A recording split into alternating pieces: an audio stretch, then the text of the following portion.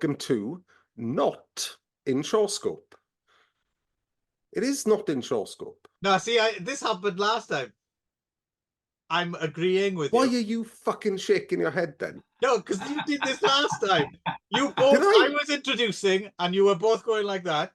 And then I got confused, but I'm just reiterating that it's not in ShawScope, but you got paranoid. That's exactly what happened last time.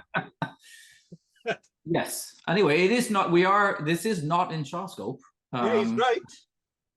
Yeah. Yes, we are in fact not in ShawScope. Mm-hmm. And the reason for our confusion is that we are not discussing Shaw Brothers films. Fuck off. I know, right? We are discussing... Who'd do that? Who would fucking talk about all that P. Ramley? These motherfuckers. Hmm. Yeah. So yes, so we are bouncing off of things that we have discussed, or films that we have discussed on the In ShawScope podcast, and we are exploring the outer territories of the thematic content of those films. Yeah, we're getting into all the nooks and crannies. We are related to in this case, yeah. Cool. Yeah, we are practically a wire brush going into the bottle that is the filthy bottle in this case. Yes.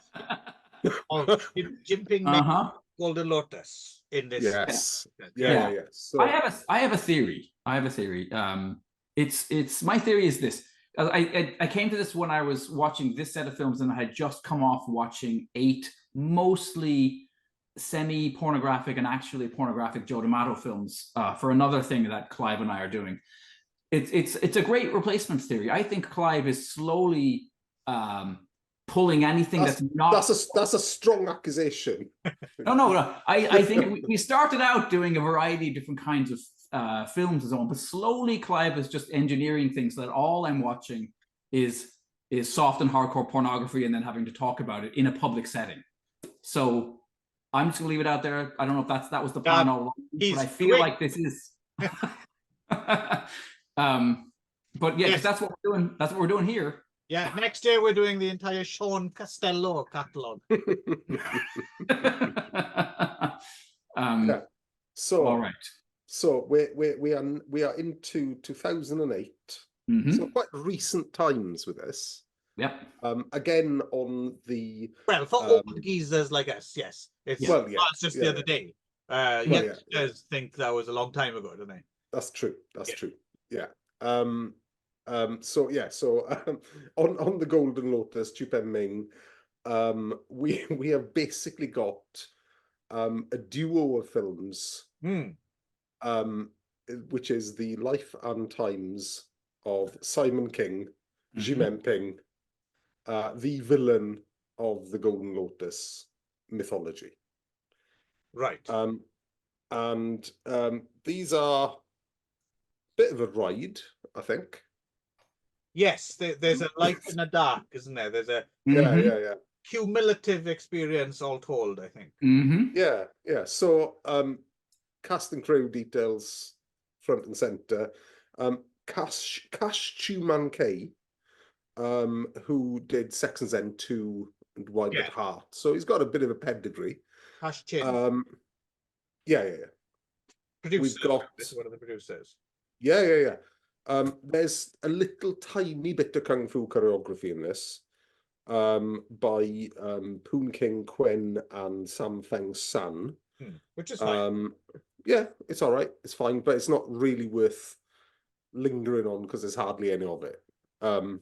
My favorite credit, which isn't on the Hong Kong movie database though, but I would go on if you've got this, is the screenwriter.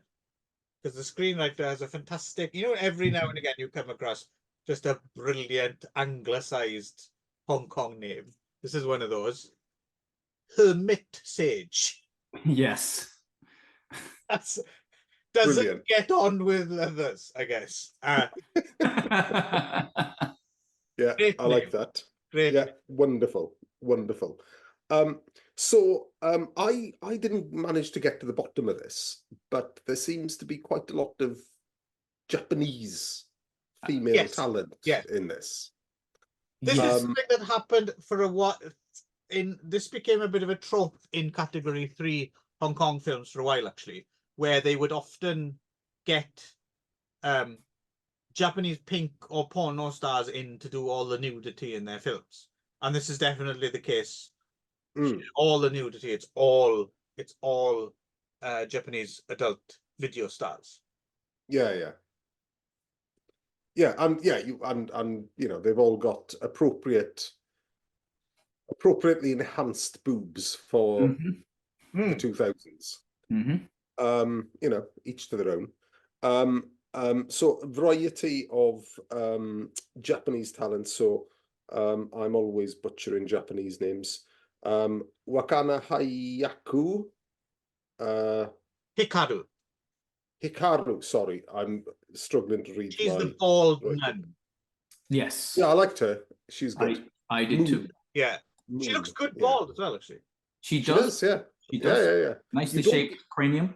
You don't, outside of jet sex, which we've discussed on this podcast before, you don't get a lot of bald sex. Well, I was thinking of jet sex as well, because you'd want to see a cum shot on the head, wouldn't you?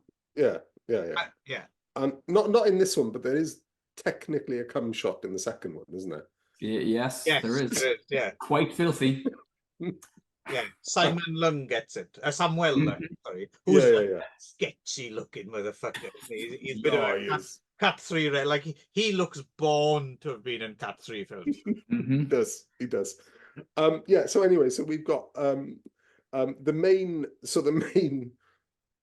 protagonists, I suppose, of this one, or the ones most notable to me, anyway, are Samuel, what's his name? No, whoops, sorry, Oscar Lam Wai Kin, who plays the eponymous. Yeah, and he's too old.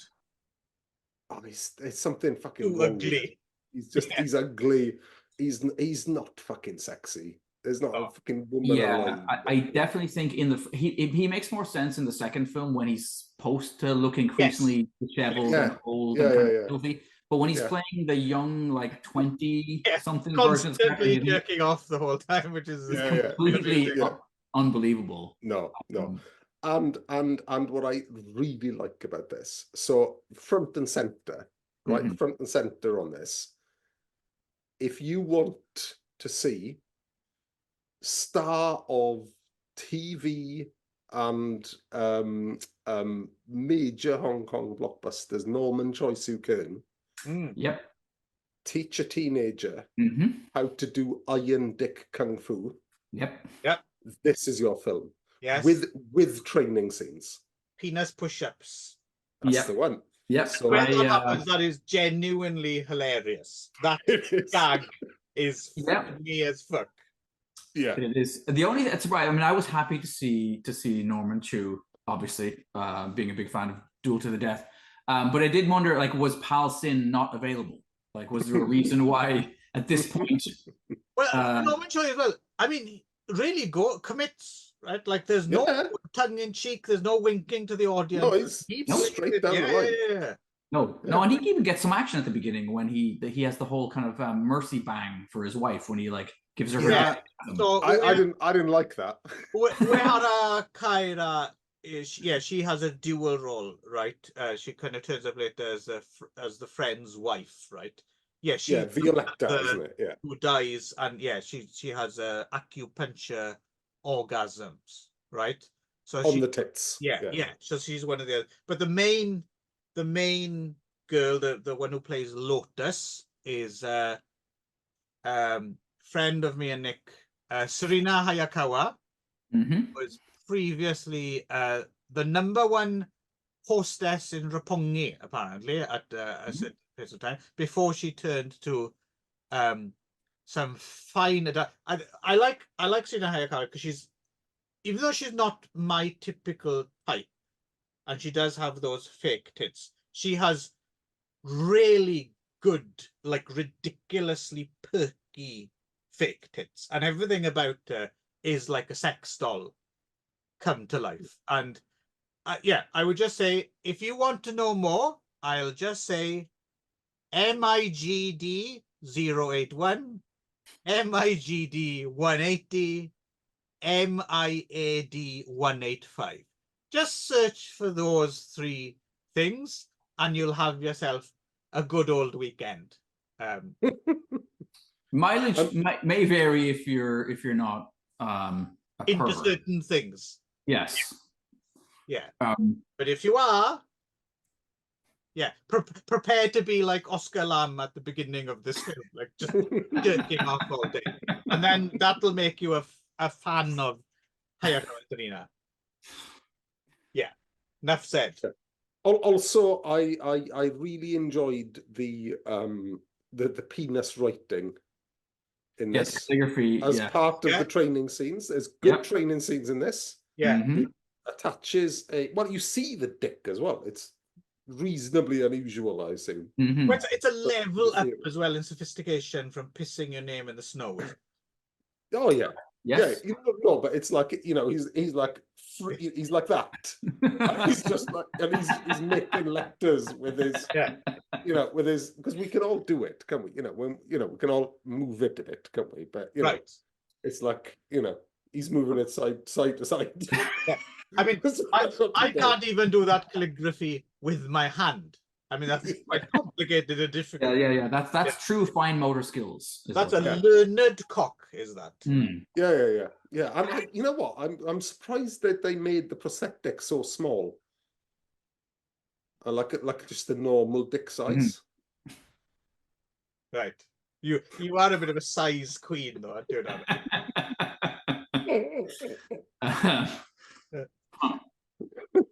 Anyway, but yeah, sorry, I can't get over these training scenes. I was gonna say, it is astonishing, especially when the kid first comes in, like right after a mom has had her deathgasm and kid has watched this particularly intense primal scene play out, and immediately Norman is like, "Well, come on in, let me show you the filth collection," and the kid's like 11, and you're like, "Holy shit, okay."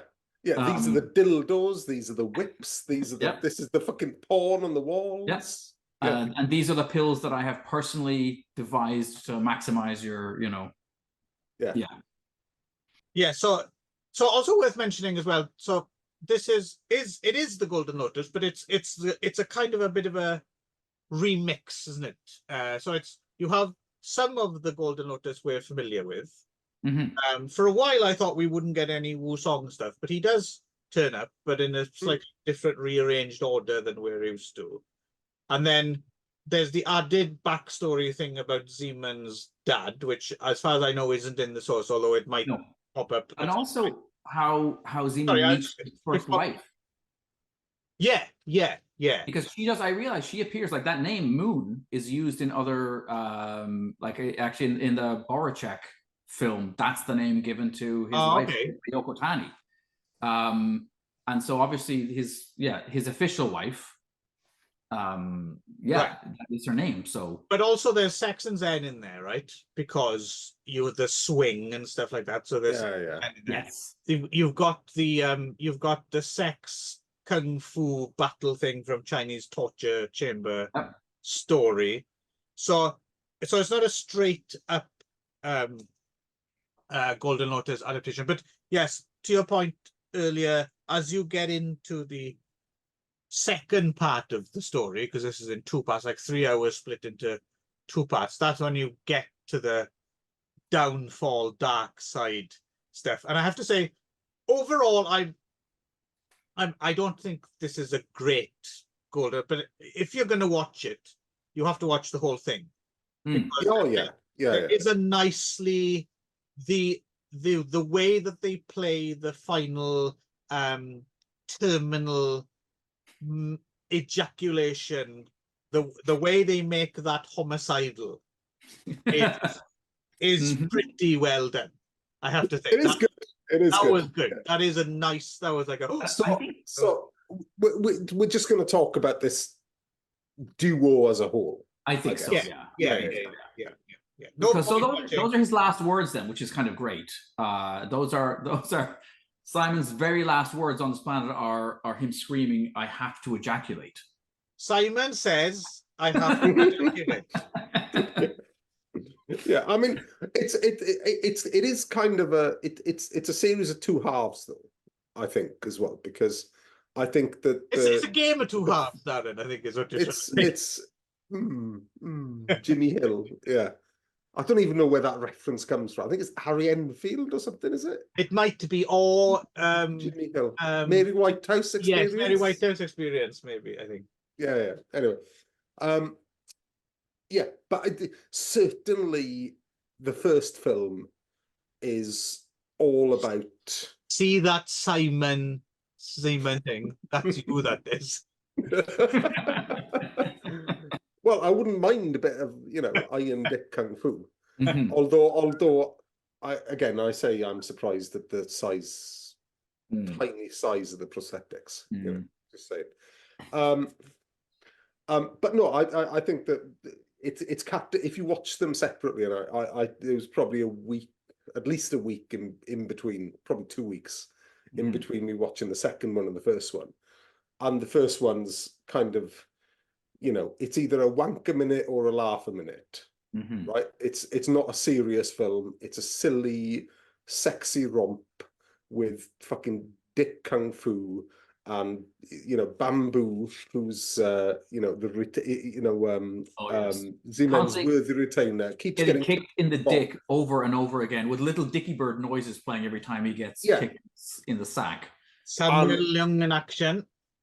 Yeah, and I'm here for that. I'm all over that, and I fucking loved that. I enjoyed that thoroughly. And yeah, okay, there's a little bit of nastiness here and there. But if you watch them with a gap in between, and you don't just go through the whole thing, then it screeches, as a fucking handbrake turn into nasty as soon as you get in the second one, isn't it? Yeah. Although you kind of, I mean, if you know, because you've seen 8 million of these already, you kind of know that Simon is a sketchy piece of shit and that he's gonna go. But they definitely seeded at the very end of the film when he does do the usual murdering of Wu Da. We kind of and then there's a point at which, even in that first movie, where basically it's like, I wanted power so that I could bully people, and you're like, oh, it's coming out now. Like we're starting to see. But you're right, he's all asshole all the time in the second film. There's no redemptive piece at all, like his the cutesy Porky's style adventure of the first film is. There's the bit where he fucks Kyra O'Hara in front of her husband who's in bandages and he's fed her the aphrodisiac, like that's properly nice and nasty. I made a mistake. And it's like, and he and this is repeated in the film as well. Is like, because he's all bandaged up, isn't he? Yeah. But he's had an aphrodisiac as well, isn't he? Right. The bandage man. Yes, like, And he's just wanking, coughing blood. Yeah. I made a mistake earlier, by the way. I missed out one person. Kyra O'Hara has the dual rollers, not the mother. She's the tutor, isn't she? And then the friend. Yes. It's Yui Morikawa who plays the dying mother, who's another adult video. Right. Very amply endowed lady. And yes, well, to get those acupuncture needles through, Right. Yeah. Yes. Also, interesting to discover that eardrums can be used as fake hymens. Yeah, the whole Frankenpussy segment was a surprise to me, for sure. Yeah. Also, sorry, going back a minute. There's a toddler foot wanking. Yes, that's very disturbing. Because there's little feet in this as well, isn't there? So I think it's only Lotus that's got the little feet. Yes, I think in this. Yes. I don't think those are her feet either. Well, no, this is the problem, isn't it? Yes. No, this is the whole fucking problem with this scene. Yeah. There's whose feet? I have a big note that says, "Whose feet are those?" Yeah. I just want it to be CGI. Yeah, I hope so. I'm sure it wasn't an actual dick anyway, right? But toddler feet foot wank is no. I can't be doing that. Yeah, that's for late at night. That's to be scrambled. You need a special code for your satellite dish to watch that.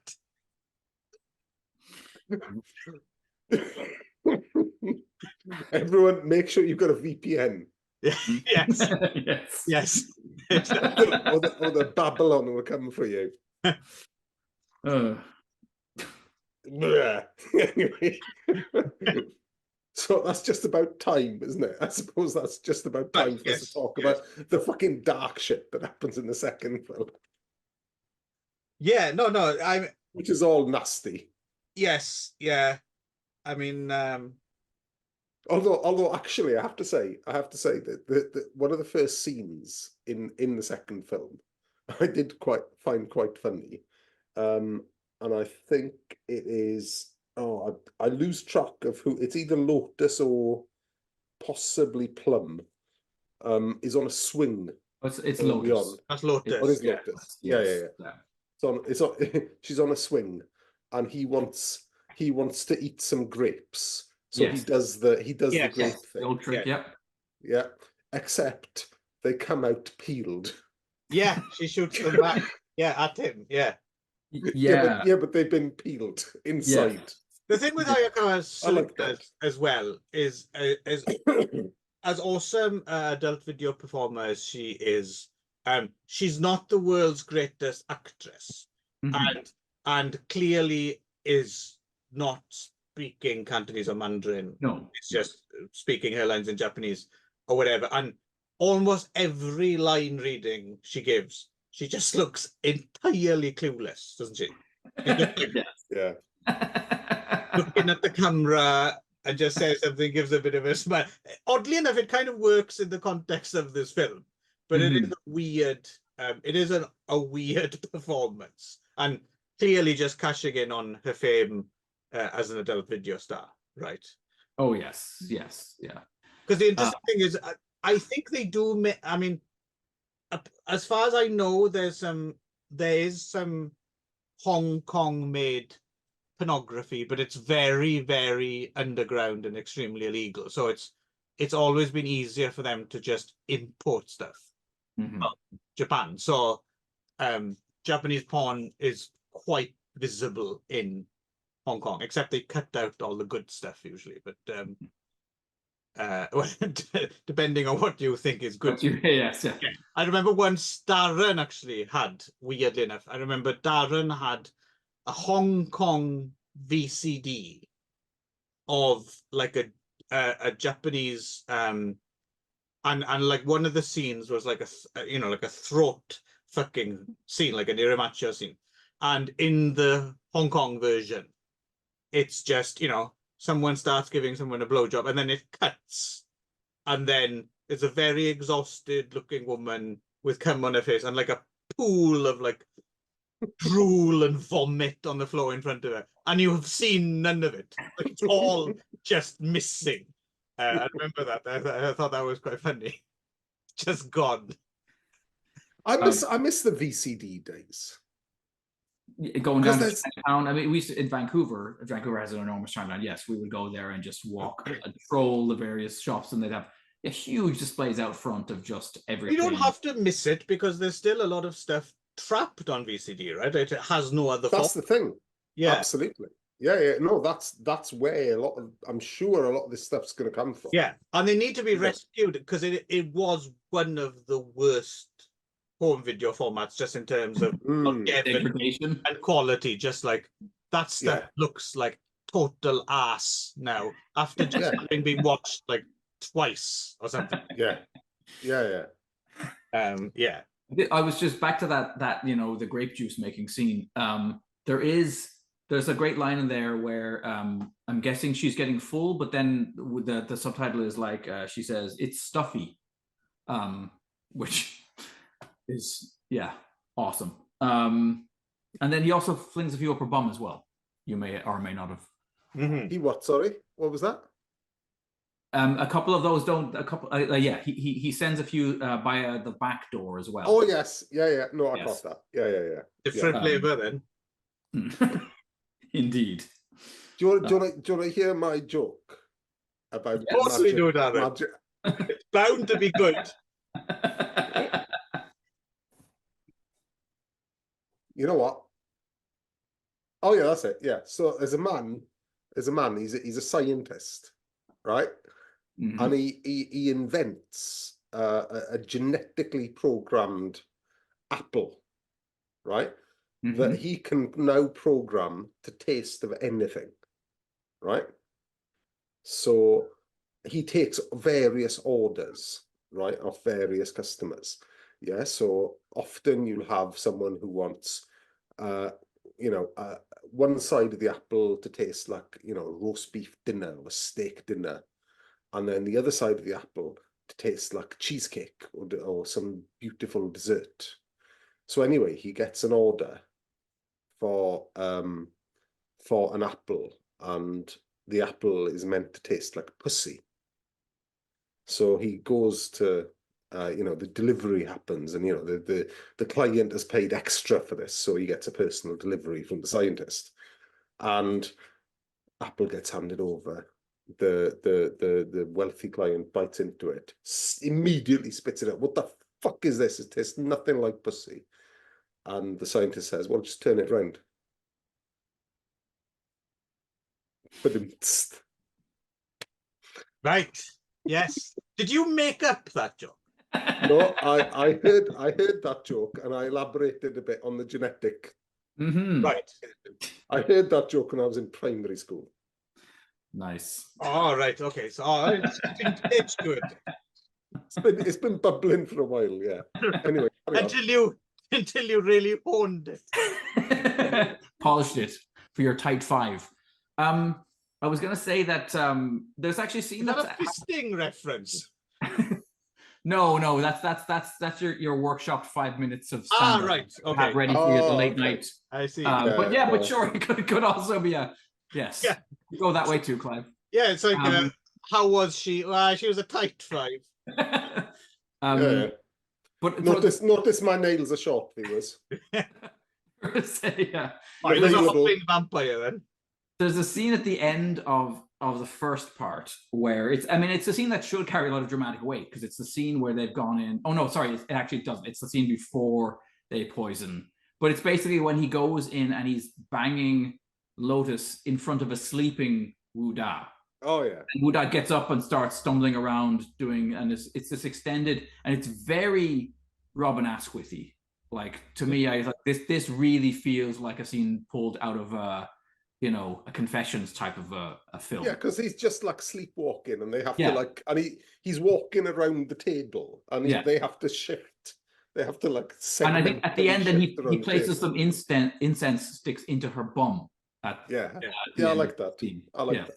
And that's the difference between the two films as well, isn't it? There's none of that shit happening in the second film. All the silly sausage stuff is happening in the first iteration. Yeah. Yes. There's in terms of the hottest scene is probably the one with Lotus in the SM red rope stuff. That was very good. That worked for me, just in terms of arousing. I think that was the best scene. Yeah.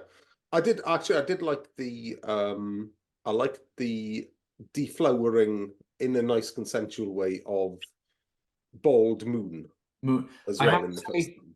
I like that. That was maybe my favorite scene. Tender. Yes. Yes. Tender. Tender. Yeah.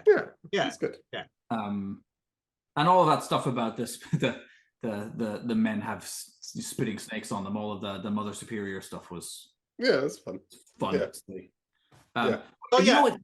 What started to freak me out was that at a certain point, like, Simon and all of his friends start becoming like Beavis and Butthead, or maybe just Beavis and Beavis. They're just endlessly like cackling, like like to each other back, as they paw increasingly uncomfortable, women. And I was just like, oh, this is getting just so skeevy and gross and so adolescent. There was something so, especially when they're wearing those AC/DC and Metallica t-shirts. Exactly. It was By the way, I don't know what was going on where one of them pulled his hood on and started talking about fucking toilet paper. By the way, I've been watching the most recent Beavis and Buttheads.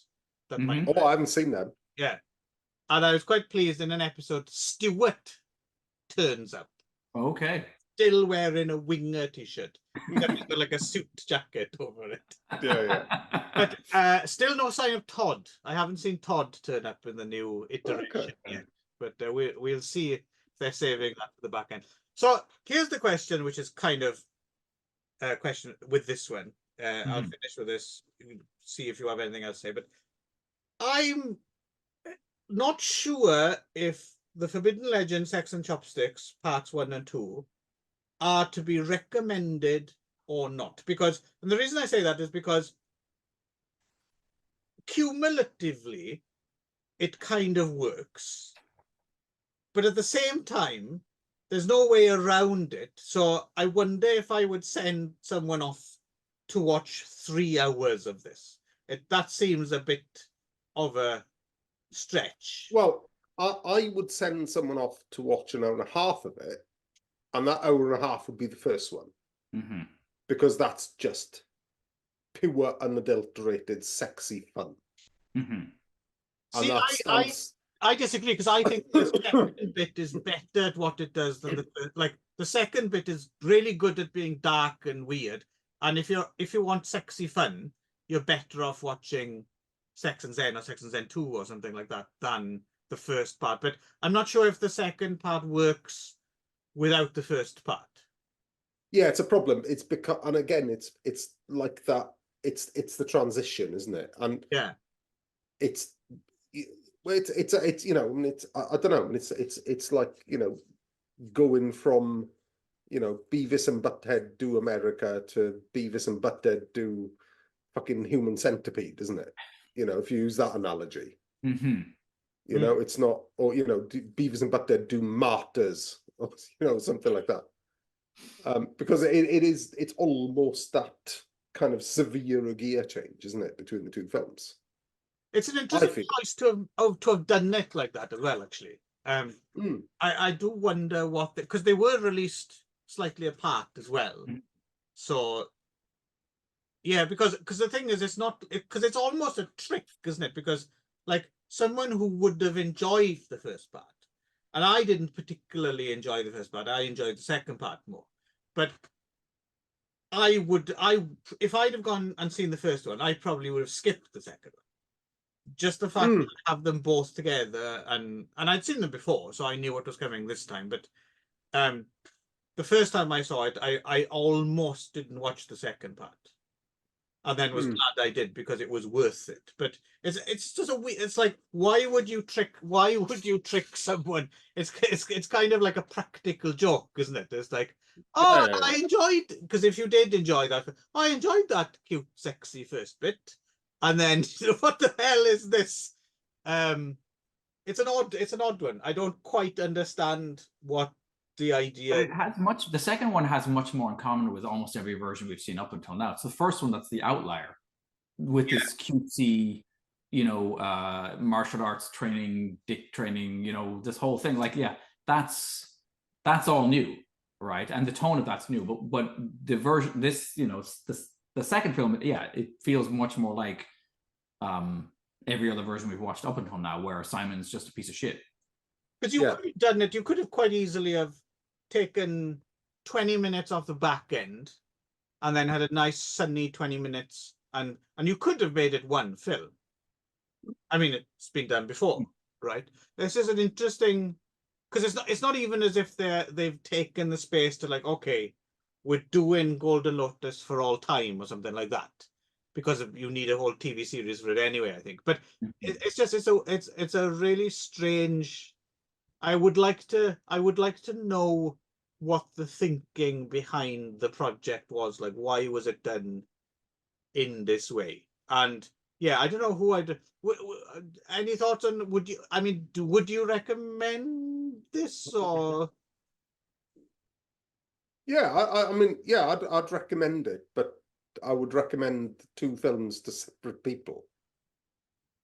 So I wouldn't necessarily, do you know what I mean? I would, you know, I would recommend part 1 to, you know, and, you know, my friend, not that I have one, but my friend that guffaws at Eric Sang every time she sees him.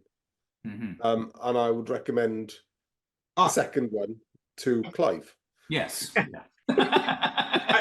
I'm glad you that was a very sad story for a minute there before you added the Eric Sanger photos, because that just sounds like you said, my friend, not that I have one.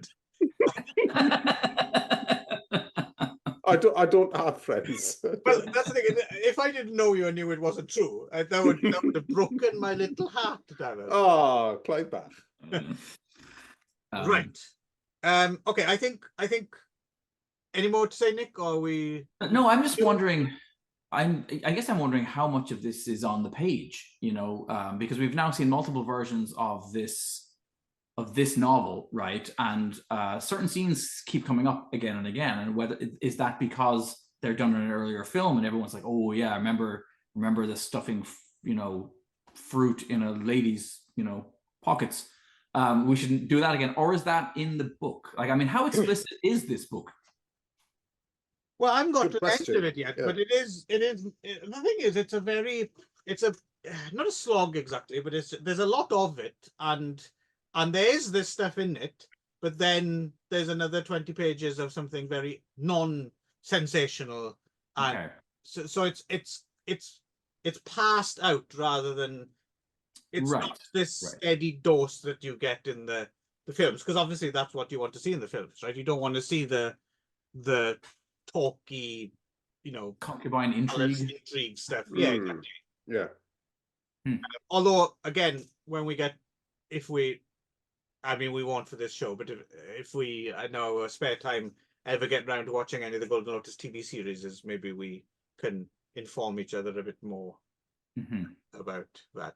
So anyway, we do have another bonus little thing, which is pretty much going to be Nick's solo monologue here, I think, because Darren forgot to watch it, and Sorry about that. And I didn't twig that one of the audio streams was in English, because it isn't for the first 5 minutes before it turns into it, apparently. So I watched it. I mean, I kind of, because I'm familiar with the story, I could kind of know what was going on, but I can't say I fully.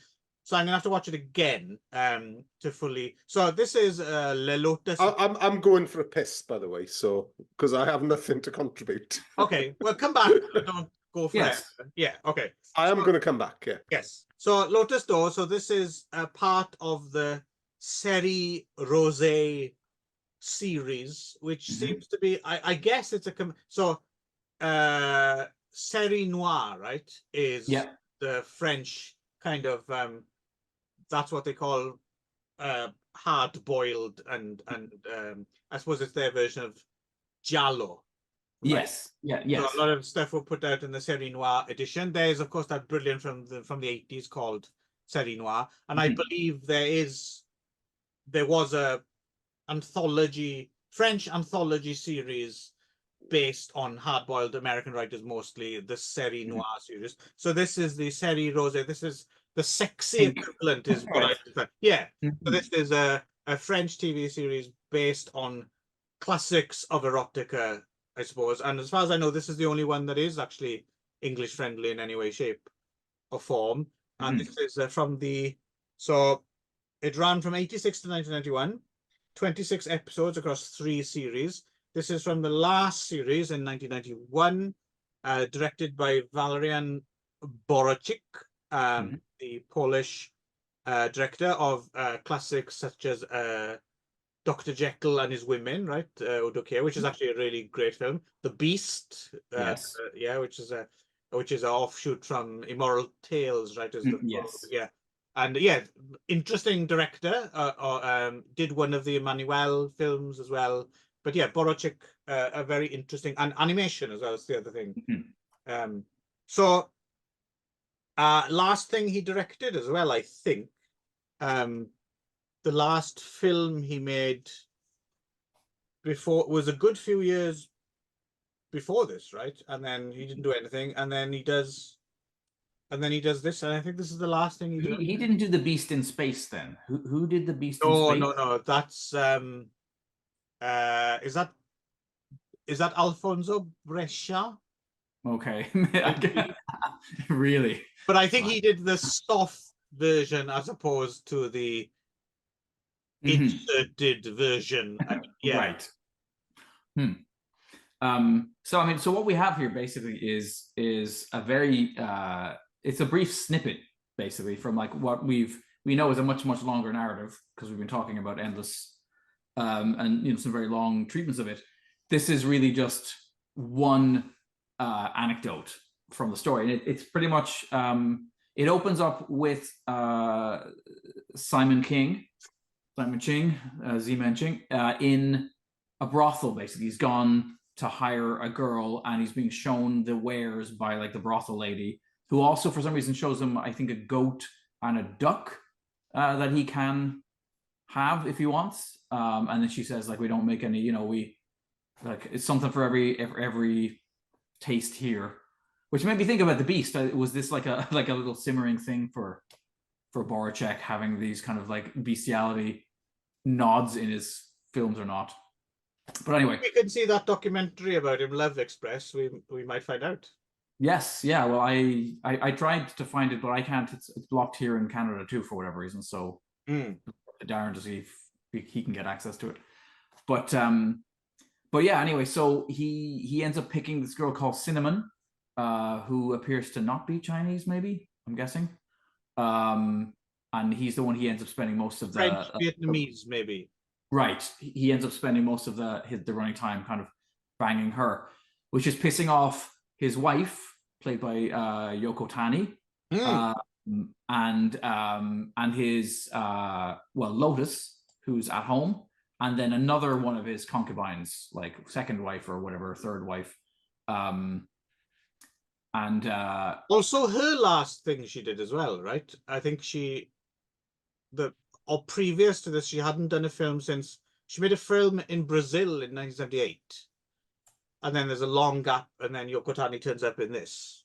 Okay, that's interesting. So she plays Dame Loon so she plays Moon. So she plays the first wife. And then there's basically it's just the same thing. It's basically just a couple of the concubines arguing with each other, and the wife gets involved, and they decide they want to somehow get Simon to come home. Basically, he's out whoring around, and so he's played by a Asian-looking German dude who's not in anything else. Really? Yeah. Well, he definitely is Asian-looking. I wouldn't have guessed that he was not. That's wow. Okay. You're right, Jan Kugler. Yeah. What the fuck?